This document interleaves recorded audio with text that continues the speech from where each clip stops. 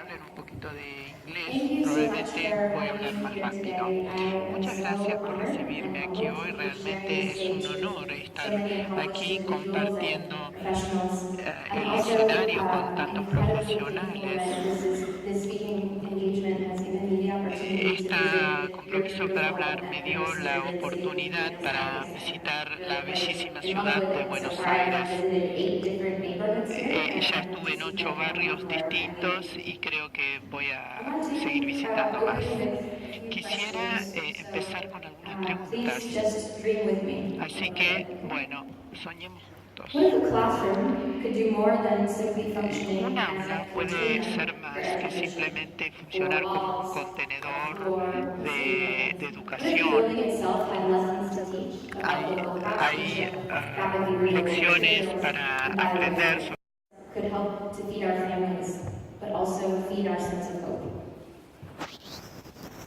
Take a moment and imagine what a classroom could accomplish if we freed it from the constraints and assumptions of the past, and thought of a classroom as something that could do more than simply support learning, more than contain education. Imagine classrooms that could actually enhance the educational experience. We know that today's learners think and learn differently. The American actor Michael J. Fox had a really wonderful quote recently. He said, if students can't learn the way that we teach, maybe we should teach them the way that they learn. Why are we trying to educate 21st century learners with 18th century practices? We all recognize this scene, no? Students, toddlers, even infants playing with iPads and iPhones the same way that they once played with blocks. These kids are what the academic Mark Prensky refers to as digital natives. Today's students are exposed to technology straight from the womb, practically put on earth knowing how to use a tablet and a touchscreen. And we're starting to understand how dramatically the availability of technology actually impacts the way that their brains develop, and thus their educational needs and capabilities. Yet we still ask them to learn the way that we did, sitting in desks, memorizing from books, listening captive to a teacher, while everything points to the fact that these students learn and live differently. To me, this suggests that we have a new kind of learner on our hands, and that we need to create new pathways for her education. This generation has a world of information at their fingertips. They literally know how to access that better than we do. So, shouldn't we teach skills as opposed to information? Skills and knowledge that have practical applications to real-world settings. We keep asking children to learn the way that we did, but we're growing up in a world that looks very different than when we were sitting in grammar school. This is what a computer looked like when I was in elementary school. Computers were certainly not a part of my early education, and tablets had not even been invented yet. We are calling upon you, architects, engineers, product manufacturers, industry and business leaders. We're calling upon you to educate a new type of learner, a new type of citizen, a type of leader who we refer to, borrowing from Mark Prensky, as sustainability natives. We're calling upon you to educate a new generation of students. And I want to ask you, what do you think that it would be like to educate a generation of sustainability natives? A sustainability native is fluent in the language of green. She intuitively makes decisions to use what she needs as opposed to what she can. Sustainability natives believe in the triple bottom line. They believe that great things happen when you shoot for the intersection of people, planet, and prosperity. Why is it, we ask ourselves, that a classroom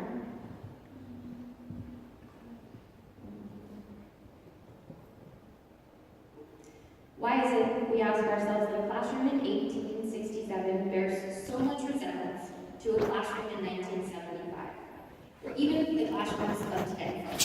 Why is it that what we teach, how we teach, and where we teach essentially hasn't changed over the last 100 years? This transformation is not about making a series of incremental changes. It's not about making things better, faster, or cheaper. It's not about doing less bad. This is a conversation about doing more good. It's our challenge. It's our challenge as educators, our challenge as business leaders, as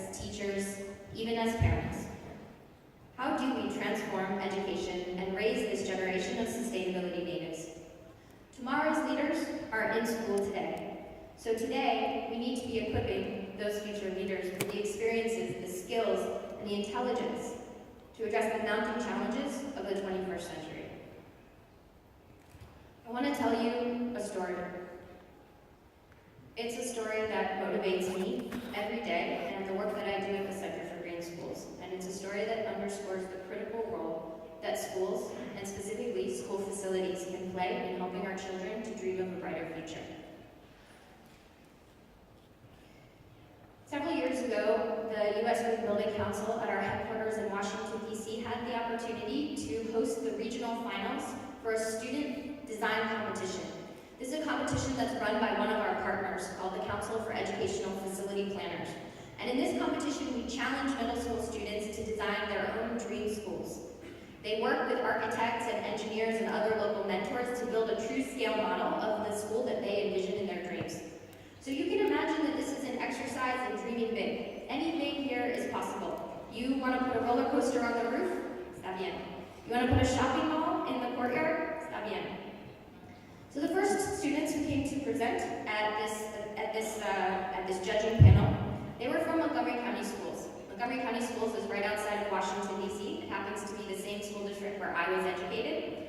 My mother worked for the school district for more than 20 years, and she has permanent respiratory damage to her lungs from the time that she spent in sick classrooms. That said, Montgomery County is also one of the first school districts, school systems in the entire country of the United States to have a true green building program. And so these students had a lot of inspiration at their fingertips. When they presented the school to the judges could see the vision. It was living walls and wind turbines and solar panels and fisheries. It was about the greenest school that one could imagine, and certainly the greenest school that I had ever seen. Now the next students who presented were from Washington, D.C. Washington, D.C. is where I live. Washington, D.C. over time has been known as one of the school districts in the United States with the poorest quality school facilities. Today, Washington, D.C. is also making tremendous progress, and every new school that they build is LEED certified. There's extensive green curriculum that the students are starting to be exposed to, but this preceded most of that progress. And so when the students put their model green school down on the table, the judges kind of looked at each other kind of confused, because the model that these students presented was really nothing more than a brick box. And these students, they stood in front of the judges and they said, "This is our dream school. We dream of a school that has windows that you can see through, bathrooms that work, and a place where we can go to do our homework." This was the biggest dream that these students could muster. And you ask yourself, why? Why? When you could put a roller coaster on the roof, how could it be the biggest dream that they could muster? So I really couldn't find any answers to this, and since it's local, I took a drive to the school, and this is what I found. This is the place where these students go to school. And it probably won't shock you to see that a school looks like this, but I do think that it probably shocks most of you to know that we have schools that look like this in the United States. In fact, most people in the United States are shocked to see this image. It is a harsh reality that millions of students in the United States still attend schools that are unfit for education and unfit for our students' health. We are doing these children, those we purport to protect, a disservice. When we send our children to schools like this, it sends them a very clear message that they don't matter. Here we're asking them to take the reins and resolve these massive questions about the future of the earth and its ability to sustain future generations. We're trying not just to educate a new generation of sustainability natives, we're trying to inspire a new generation of sustainability natives. And I want to tell you that up until this point, I think we've gotten it wrong. We need to reinvent ourselves. We need to reinvent our platform. We need to redefine what it means to not just be green buildings, but most of all, environmentalists. We have made this a conversation about fear instead of a conversation about hope.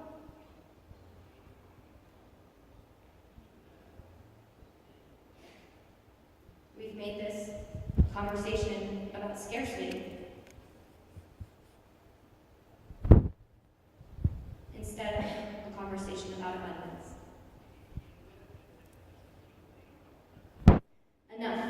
Enough of these messages that the world is dying, that the next generation will be so much worse off than we are. There's no more conversations that we can have about being beyond repair or it's already too late, there's nothing that we can do about it. I think enough with the doom and gloom and these sad polar bears and environments mercilessly polluted. Images like these are designed to shock us, to scare us, and to fill us with dread for what is to come. And they do. Images like this may even succeed in convincing the skeptics that there is indeed a problem that we need to pay attention to. But intellectual agreement, simply believing that these things are problems, is not inspiration to act. A growing body of evidence tells us that negative messaging like this has the opposite of the effect that is intended. It paralyzes us, and it makes us shut down. And it has the same effect on our children. We need to stop telling our children, it's too late. As a parent, how many of you are parents? As a parent, when your child is failing math, you say, no, my child will never fail math. Okay, let's just pretend. If your child was failing math, would you tell them it's too late? No, you wouldn't tell them it's too late. You would say, get back in there. You would say, fix it. You would say, try harder. You would say, I believe in you. When we wake our children up in the morning, do we say, do you know what? There's really no point. It's probably too late. You should just go back to bed. No, that's absurd, right? But if you think about it, these are the messages that we've been sending to our children, to the skeptics, and to society as a whole. At the Center for Green Schools, we want to grow a generation of children who learn, think, and act differently. Sustainability natives believe in the power of the triple bottom line, and they always shoot for that intersection of people, planet, and prosperity. Sustainability natives are a generation of students who believe in the power of hope rather than fear, abundance rather than scarcity, who see solutions as opposed to problems. This is a generation that believes that a conversation about sustainability isn't just about what you or I lose, it's about what we gain. Sustainability natives don't see green as a luxury that we can't afford, and they also don't see going green as going without. This rising generation understands that sustainability is an opportunity to enhance our lives and make our communities better places to live, learn, work, and play. This is about raising a generation to do more good, where the environment around them becomes a living laboratory for inspired teaching, creativity, experimentation, and risk-taking. Let's challenge our students to design real-world solutions to real-world problems and apply their innovative minds to the challenges at hand. Sustainability is not about teaching information to 21st century learners. It's about teaching skills, things like project-based learning, experiential learning, where the school itself becomes a teacher. You're fortunate because you have one of the very best examples of these concepts in action right here in Argentina. Through the Escuelas Verdes program that Carlos told you all about, and that the Ministry of Education for the city has created, students and teachers are building their own solar thermal systems and wind turbines as part of their curriculum. They're trained to maintain those systems for years to come, ensuring that the city's investments in renewable energies is a lasting one. These are examples of teaching systems thinking, entrepreneurship, innovation, and these are the exact kind of skills that a green school imparts. So what happens when we send our children to green schools that bring the indoors out and the outdoors in, inspiring reverence for our children, for the neighborhoods that they live in, the trees overhead, and the ground beneath their feet? We inspire them to act, and we inspire them to take care of our communities. This is the promise of a green school, where the building itself serves as teacher and provides a landscape, a playground for enhanced learning. The investment that the city of Buenos Aires has made in educating a generation of sustainability natives sends such a powerful message to students and families. It says, you matter. It says you are leading the way, and perhaps you're not the future's leaders, you're actually today's leaders. We want to send a message to all of our students that we believe in them, that they have the ability to solve these enormous challenges, not starting after graduation when they become real grown-ups, but starting here and now. We want them to know that we believe in them, and we want them to believe that they can solve these challenges. Here in Argentina, I believe that the Escuelas Verdes model presents a solution that can truly scale to every school in the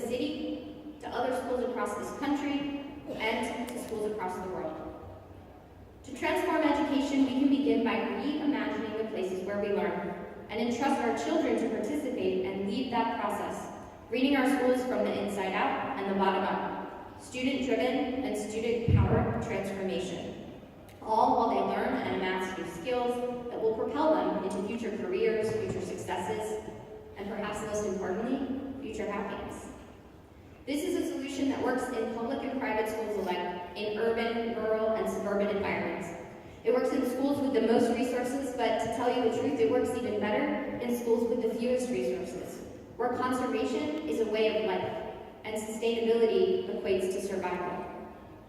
And it's happening all over the world. Here in the Bronx, where my friend Stephen Ritz is rating the poorest congressional district in the United States, partnering with students to grow fruits and vegetables by the ton, to feed students and their families, and beautify the Bronx block by block. It's happening here in Palm Beach County, Florida, at a school where most of the children live below the poverty line, where most of the children can't afford to buy lunch and have to have support from the school and the government, and where every student now works with local mentors to create a business plan to figure out how they are going to spend the profits that they get from selling fruits and vegetables in their school garden.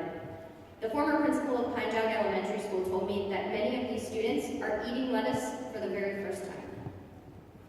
In Fairbanks, Alaska, where students at Barnett Middle School observed that a section of their local river wasn't freezing during the winter because a local manufacturing plant was piping hot water into it, they decided that they would find an opportunity to reduce the impact of local birds and other wildlife whose migratory patterns were becoming affected. So they designed a school that would take the water and redirect it, the hot water from the plant, into their school, which would provide free heat for Alaska's long and frigid winters and restore the habitat to its original and nature-intended state.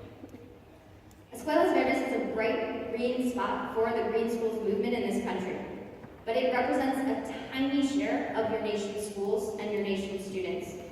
The good news is that we have everything we need to replicate these successes in our children's schools, in our communities, in our countries, and across the rest of the world. And so today, this is my only request. Please join us. Together, let's ensure that every student has the opportunity to attend a green school within this generation. A school that creates a healthy environment that is conducive to learning while saving energy, resources, and money. The U.S. Secretary of Education, Arnie Duncan, on Green Apple Day of Service, called green schools a triumph of common sense, a win-win-win for students, teachers, and parents, a win for the environment, a win for the bottom line. Green schools in the United States save an average of $100,000 US a year on energy, water, and other expenses. I understand that that's nearly $1 million Argentine pesos, and even more if you buy from the guys who are standing by the ATMs. It is a win-win-win for schools across the United States, but it is also a win for schools all around the world. It's a global movement that is fast-growing momentum. In 2013, when we launched the Global Coalition for Green Schools, we were humbled by how quickly more than 30 countries joined forces to launch national coalitions in support of a common mission to put every student in a green school within this generation. And here you see Argentina at the very top of the list. Argentina GBC was one of the founding members of the Global Coalition, making a commitment to lead a national movement to put every student in a green school within this generation, and to embrace the 3-pillar criteria for defining a green school. Argentina GBC is recruiting partners, nonprofits, for-profit companies, government entities, volunteers, to share this commitment and join the hard work that it will take to green every school in this country. From India to Kenya, China to Brazil, you are joined by organizations in 32 other countries. Some of the best and earliest progress that we have seen in the Global Coalition is right here in Latin America. For so many reasons, the opportunity here is unparalleled and tremendous. That's why the Center for Green Schools is making preparations to launch our first ever global hub in support of efforts like yours, in support of efforts like Carlos and Escuelas Verdes, and in support of other national coalitions across Latin America. For me, this is a trip to learn everything that I can about the opportunities and the challenges specific to Argentina, and to better understand how we, through the new Global Hub and the Center for Green Schools, can support you in this journey. We define a green school as having 3 characteristics. Number 1, moving towards zero for energy, water, and waste. Number 2, enhancing the health and well-being and performance of students, teachers, and staff. And finally, ensuring that all graduates are environmentally or sustainability literate. We've seen that these three pathways can provide a pathway for any school to make improvements, whether they're urban, rural, wealthy, or poor. And we know that sustainability carries different meanings around the world. For example, in developing countries, like this school here in Kenya, the three pillars are a means for ensuring basic equity. For example, the Waterbank School in Kenya, the 2013 recipient of our Greenest School on Earth Award at the Center for Green Schools, harvests rainwater instead of a site at the river 6 miles away. At this school, impacts are not measured in water bills, but in the number of girls who stay in school because they no longer have to make a 12-mile round trip every day to fetch fresh water for their families. The Center for Green Schools is working with its partners in the Global Coalition for Green Schools to recruit administrative education to launch national competitions for green schools based on the three pillars. We are on the cusp of a truly global movement for the mission of putting every student in a green school within this generation. And it's leadership, like what's going on right here in Argentina, that's driving that transformation. It's what makes me so excited to be here today, to be part of this global movement in a place that is demonstrating with real and tangible action a path forward to green schools for all. These students here in Buenos Aires, they're learning 21st century skills that will prepare them for 21st century careers. And they're learning by doing. They're learning to take care of their families, they're learning to take care of their communities, and they're learning to take care of their planet. These are the faces of sustainability leaders. One of the easiest ways for you to get involved is through our Green Apple Day of Service projects. In the last 3 years, through Green Apple, we've mobilized more than 700,000 volunteers who have led more than 12,000 school transformation projects in 73 countries around the world. All in all, Green Apple Day has had a direct impact on more than 7 million students and teachers. And every year, Argentina GDC hosts a series of Green Apple events with their partners around Buenos Aires and beyond. Here's a picture of Green Apple Day of Service in Colombia, where students right outside of Cartagena hosted a Green Apple Service project where they planted 200 trees and learned about local ecology. But what I think is so special about this particular project is that students also visited village elders to have a dialogue about the importance of protecting and preserving the local environment and tradition. Inspirational images like this of Green Apple Day of Service come from all over the world. These are from Brazil. Sustainability natives are very cute. And around the world, green schools are a success, motivating students, teachers, parents, whole communities to rally around the education of our children and instill them with the hope that will lead us forward. I want to tell you about one additional new opportunity that I hope that you will share with your friends and with your family. Just recently, we've launched a platform called Learning Lab at the U.S. Green Building Council. And we have curriculum for K through 12 sustainability for the entire year. It's absolutely free for any school that wants to participate. We have 1,300 teachers from 23 countries, and it's completely available in Spanish. Everything has been translated and culturally adapted. If you're interested in gaining access for a school or a school system, please come and see me, or contact someone at the GDC and we will help you to get that set up. It's completely free. And now we're in conversations with Carlos about sharing the content that they've created for Escuelas Verdes with other schools around the world. So, let's make this a conversation about things close to home, not about polar bears in the Arctic. Let's make this a conversation about hope. Let's make this a conversation that's global, and let's make this a conversation that's personal. Let's work together to reimagine education and grow a generation of sustainability natives. My name is Rachel Gutter, and I'm the director of the Center for Green Schools at the U.S. Green Building Council. And I'm on a mission to ensure that every student has the opportunity to attend a green school within this generation. We want to work with you, and we're asking that you join us in making this our shared legacy. Thank you.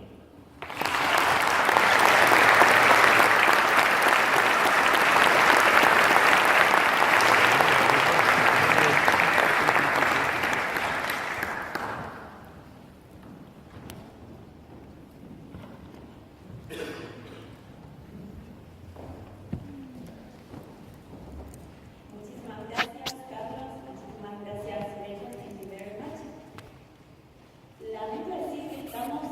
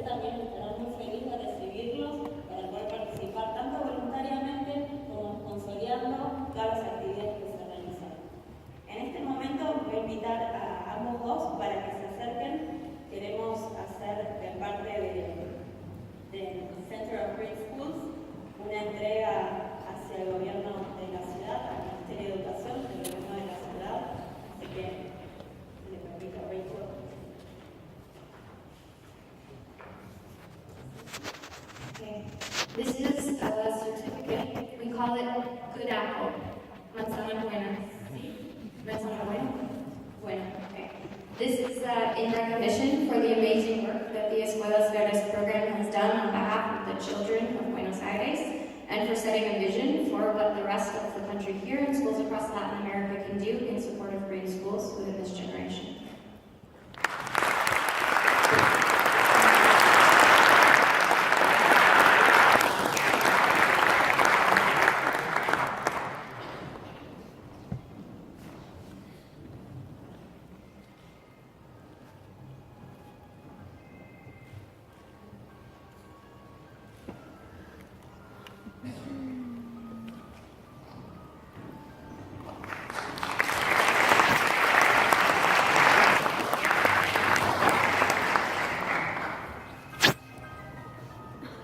Así que lo que yo voy a solicitar es que todos los interesados en tener alguna consulta o si quieren tomar alguna acción se puedan acercar tanto a Carlos como a Rachel. Y si les parece vamos a pasar a la siguiente disertación. Yo sé que hay mucho interés y nos hubiese gustado este intercambio, pero sepan que